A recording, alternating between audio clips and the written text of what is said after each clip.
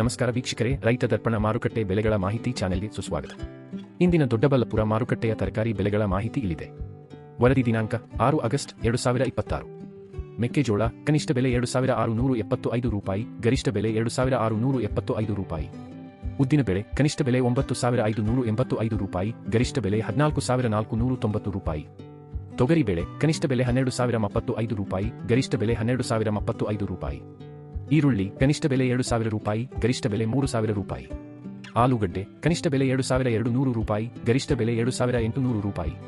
ಎಲ್ಲಾ ಹೂಗಳು ಕನಿಷ್ಠ ಬೆಲೆ 10,000 ರೂಪಾಯಿ, ಗರಿಷ್ಠ ಬೆಲೆ 15,000 ರೂಪಾಯಿ. ಟೊಮ್ಯಾಟೊ ಕನಿಷ್ಠ ಬೆಲೆ 800 ರೂಪಾಯಿ, ಗರಿಷ್ಠ ಬೆಲೆ 1400 ರೂಪಾಯಿ.